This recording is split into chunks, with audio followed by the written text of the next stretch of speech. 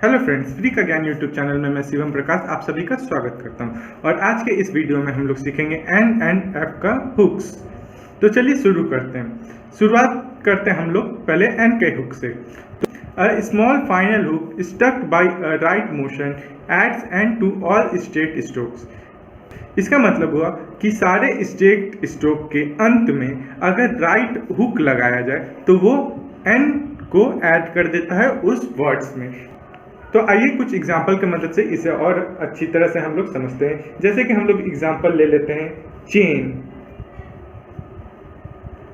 या फिर ट्रेन। कुछ और एग्जाम्पल ले लेते हैं रेन और क्रेन। आइए इन सबको सॉल्व करके देखते हैं कि ये किस तरह से हुक बनाता है। तो पहले हम लोग देख लेते हैं कि हुक किस टाइप से लगता है किसी भी वर्ड के लास्ट में। अगर हम लोग कोई स्ट्रेट स्ट्रोक वाले कॉन्सोनेंट ले लेते हैं जैसे कि पी या डी, तो इन सब के आखिरी में अगर राइट कर्व लग गया तो ये डिनोट करता है एन के हुक को। जैसे अगर डी ही में लगाएंगे तो यहाँ पे छोटा सा राइट हुक लगा देंगे तो ये एन को डिनोट करता है। तो आइए इन सब को सॉल्व करते हैं। चेन लिखने के लिए हम लोग को पहले सी एच का कॉन्सोनेंट उसके आखिरी में छोटा सा राइट हुक लगा देंगे तो ये हो जाएगा हमारा चेन। यहाँ पे छोटा सा हुक डिनोट करता है एन को। उसी तरह हम लोग को रेन लिखने के लिए आर का कॉन्सोनेंट उसके आखिरी में राइट हुक और यहाँ पे ए का वॉवेल तो ये हो जाएगा हमारा रेन। ट्रेन लिखने के लिए यहाँ पे आप लोग को दिख रहा होगा कि टी के बाद आर आ रहा है, यानी कि यहाँ आर का भी हुक लगेगा और साथ में एन का भी हुक लगेगा। तो ये कुछ इस तरह हो जाएगा। पहले आर के हुक से चालू करते हैं, फिर टी का कॉन्सोनेंट, फिर एन का हुक लग जाएगा तो ये हो गया हमारा ट्रेन। सेम इसी तरह क्रेन लिखने के लिए भी हमें दिख रहा है कि आर का भी हुक लग रहा है और एन का भी हुक लगेगा तो ये हमारा हो जाएगा क्रेन। यहाँ आर का हुक जो कि लेफ्ट साइड या बॉटम साइड कहा जा सकता है फ्लैट कॉन्सोनेंट के, और उसके बाद के का कॉन्सोनेंट और फिर एन का हुक लग रहा है। आइए इसी तरह अब हम लोग एफ के हुक को सीखते हैं। F and V hook. A small final hook stuck by the left motion adds F और V to straight stroke। जैसा कि यहाँ अभी तक हम लोग देख रहे थे, अगर राइट हुक लग रहा था किसी भी स्ट्रेट कॉन्सोनेंट के अंत में तो वो एन को डिनोट करता है। तो उसी तरह यहाँ पे अगर लेफ्ट मोशन में हुक लगाया जाए किसी भी स्ट्रेट कॉन्सोनेंट के अंत में तो वो एफ या वी को डिनोट करता है। आइए इसे कुछ एग्जाम्पल की मदद से और अच्छी तरह से समझते हैं। जैसे कि टेल या फिर रेव, और कुछ एग्जाम्पल ले लेते हैं क्लिफ या फिर ग्लोब। आइए इन सभी को सॉल्व करके देखते हैं कि किस तरह से इनमें V और F का हुक लग रहा है। तो केव लिखने के लिए हमें K का कॉन्सोनेंट उसके बाद V का जो राइट साइड में हुक लग रहा था वो लगा देंगे। ये स्ट्रेट कॉन्सोनेंट है तो इसका राइट साइड यानी कि अपर पार्ट में होता है तो ये केव हो जाएगा और यहाँ पे ए का वॉवेल तो ये हमारा हो जाएगा केव। इसी तरह रेव लिखने के लिए हमें आर का कॉन्सोनेंट उसके बाद बी का हुक और यहाँ पे ए का वॉवेल। देख सकते हैं कितनी आसानी के साथ ये लिखा रहा है। इसी तरह क्लिफ। अब क्लिफ लिखने के लिए हम देख सकते हैं कि यहाँ पे एल का पहले भी हुक है उसके बाद एफ का भी हुक लगेगा तो इसमें कुछ इस तरह बनेगा। यहाँ पे पहले सी का, यहाँ पहले एल का हुक लग रहा उसके बाद के प्रोनाउंस का कॉन्सोनेंट उसके बाद एफ का फिर से हुक और यहाँ पे आई का वॉवेल लग जा रहा है। इसी तरह यहाँ ग्लव भी लिखने के लिए सेम इसी तरह पहले एल का हुक उसके बाद जी का कॉन्सोनेंट और उसके बाद बी का हुक फिर से और यहाँ पे ओ का वॉवेल के साथ। तो आप लोग देख सकते हैं कितनी आसानी के साथ किसी भी स्ट्रेट कॉन्सोनेंट के अंत में राइट हुक या लेफ्ट हुक लगा के एन या एफ बी का साउंड ऐड कर सकते हैं। आइए अब इन्हीं एन और एफ बी का साउंड कर्व कॉन्सोनेंट के साथ भी सीखते हैं। किसी भी कर्व कॉन्सोनेंट जैसे कि हम लोग ले लिए एफ या वी, एल या फिर एन या एम के साथ, इन सारे कॉन्सोनेंट में अगर इनके आखिरी में राइट साइड ही छोटा सा हुक अगर लगा दिया जाए, जिस तरह से लग रहा है, यानी कि जिस साइड से स्ट्रोक बना है उसी साइड से अगर उस कॉन्सोनेंट के अंत में एक छोटा सा हुक लगाया जाए तो ये सारा डिनोट करता है उस कॉन्सोनेंट के साथ एन का ऐड हो जाता है। जैसे कि यहाँ एफ एन या वी एन हो जाएगा, यहाँ एल एन या यहाँ एन एन और यहाँ पे एम एन। तो देख सकते हैं कि किस तरह से आप एन का स्ट्रोक किसी भी कर्व कॉन्सोनेंट के अंत में लगा के उसी साइड में जिस साइड से स्ट्रोक चल रहा है उसी के अंत में लगा के छोटा सा हुक आप एन का प्रोनाउंस ऐड कर सकते हैं उस कॉन्सोनेंट में। आइए कुछ एग्जांपल से इसको और क्लियर करते हैं, जैसे कि फाइन या फिर लाइन या नाइन या माइन। आइए इन सबको सॉल्व करके देखते हैं कि किस तरह से ये बनता है। फाइन लिखने के लिए हमें यहाँ पे एफ का कॉन्सोनेंट और साथ में छोटा सा कर्व और यहाँ आई का वॉवेल। उसी तरह लाइन में भी सेम इसी तरह छोटा सा कॉन्सोनेंट, सेम इसी तरह से एफ का कॉन्सोनेंट के आखिरी में छोटा सा एन का हुक और उसका आई का वॉवेल। नाइन लिखने के लिए सेम एन का कॉन्सोनेंट, उसके बाद आई का वॉवेल, उसके बाद एन का फिर से हुक और आखिरी में माइन। माइन के लिए भी सेम इसी तरह एन का कॉन्सोनेंट, आई का वोवेल और उसके बाद एन का हुक। तो आप लोग देख सकते हैं कि किस तरह से ये बड़ी ही आसानी के साथ एन का हुक किसी भी कर्व कॉन्सोनेंट के आखिरी में जिस साइड से मोशन हो रहा है उसी साइड से लगाकर लिखा जा सकता है। नोट, कभी भी कर्व कॉन्सोनेंट के साथ एफ या वी का हुक कभी भी नहीं लगता है। कर्व कॉन्सोनेंट के साथ एन का हुक लगता है, कभी भी एफ या वी का हुक इनके आखिरी में हुक लगा के नहीं बनाया जाता है। अगर कभी कर्व कॉन्सोनेंट के आखिरी में एफ या वी आए तो उसको कंप्लीट कॉन्सोनेंट के ही फॉर्म में लिखना पड़ेगा, जैसे कि 5 या फिर लाइव। यहाँ पर आप लोग देख सकते हैं कि कर्व कॉन्सोनेंट एफ के बाद में वी का प्रोनाउंस आ रहा है, तो यहाँ पे हम लोग कंप्लीट कॉन्सोनेंट का ही साइन बनाएंगे, जैसे कि एफ का और उसके बाद वी का।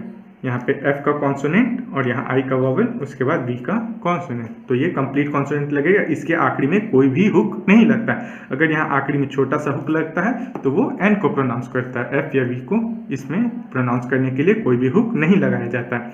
उसी तरह लाइव लिखने के लिए लाइव, एल का कॉन्सोनेंट, आई का वोवेल और फिर वी का कॉन्सोनेंट। उम्मीद करता हूँ यहाँ तक आप लोग को अच्छी तरह से समझ में आया होगा। ये जो एन और एफ का हुक हम लोग ने अभी पढ़ा, ये किसी भी वर्ड के स्टार्टिंग के कॉन्सोनेंट या मिडिल के कॉन्सोनेंट या फिर लास्ट के कॉन्सोनेंट में भी लगाया जा सकता है।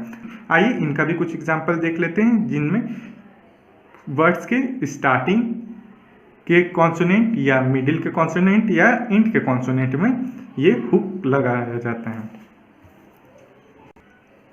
तो आइए हम लोग पहला एग्जाम्पल ले लेते हैं, पेनफुल। यहाँ पे आप लोग देख सकते हैं पी कॉन्सोनेंट के आखिरी में एन का हुक लगेगा और उसके बाद भी कॉन्सोनेंट्स लगे हुए हैं। तो इसको सॉल्व करके देख लेते हैं। ये हो गया हमारा फर्स्ट कॉन्सोनेंट के लास्ट में एन का हुक लगाने का। तो ये हो जाएगा हमारा कुछ इस तरह, पी का कॉन्सोनेंट, एन का हुक, उसके बाद एफ का कॉन्सोनेंट और एल का कॉन्सोनेंट। तो ये हो जाएगा पेन और एफ का कॉन्सोनेंट और यहाँ पे यू का वॉवेल और एल का फिर से कॉन्सोनेंट। तो ये हमारा हो गया पेनफुल। इसी तरह अगर हम लोग को लिखने के लिए आ जाए फॉलन, जिसके आखिरी में एन का हुक लगाना, तो इसे भी देख लीजिए बड़ा ही आसानी के साथ लिखा जा सकता है। पहले एफ का कॉन्सोनेंट, उसके बाद एल का कॉन्सोनेंट और आखिरी में एन का हुक लगा जाएगा और यहाँ पे ए का वॉवेल। तो ये हो जाएगा हमारा फॉलन। आइए कुछ और एग्जांपल ले लेते हैं जिससे और भी क्लियर हो जाए, जैसे कि सिचुएशन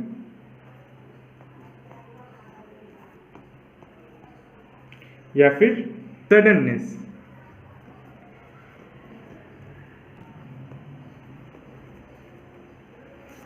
आइए इनको भी बना लेते हैं।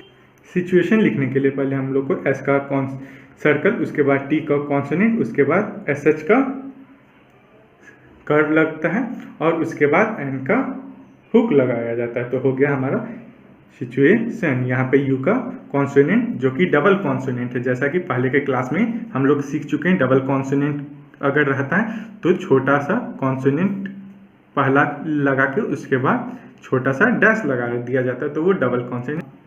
अगर आपको ये समझने में कुछ प्रॉब्लम आ रही हो तो आप हमारे पहले के वीडियोस को अच्छी तरह फिर से देख लें, तो आपको ये क्लियर हो जाएगा। तो ये हो गया सिचुएशन, ठीक है। उसी तरह सडननेस लिखने के लिए पहले एस का कॉन्सोनेंट, उसके बाद डी का कॉन्सोनेंट, उसके बाद एन का हुक और उसके साथ साथ एन का कॉन्सोनेंट लगा के एस लगा देंगे, तो ये हो जाएगा सडननेस।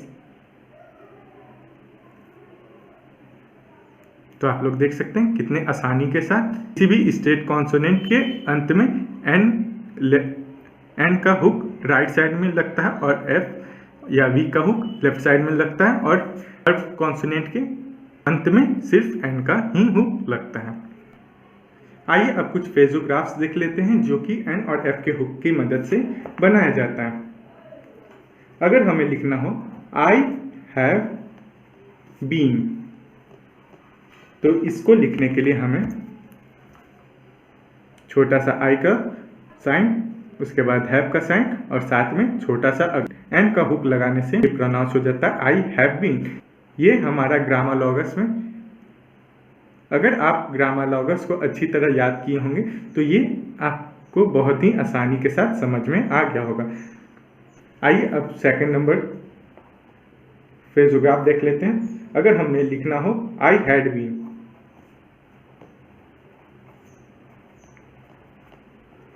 तो इसको लिखने के लिए भी पहले आई का साइन, हैड और बीन, देख सकते हैं आप लोग किस तरह से ये लिखा रहा है। आइए थर्ड फेजोग्राफ देखते हैं, बेटर देन।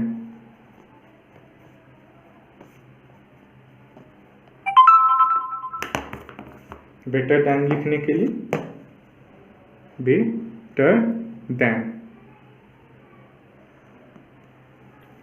देख सकते हैं किस तरह से लिखा रहा है। हमारा फोर्थ फेजोग्राफ कैरीड ऑन,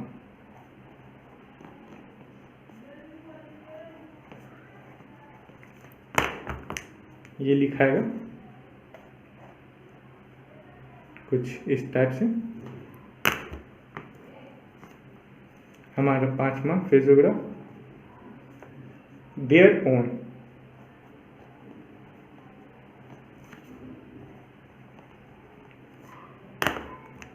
इसको लिखने के लिए पहले देयर का साइड और साथ में एन का हुक लगा देंगे, तो ये प्रोनाउंस होगा देयर ओन।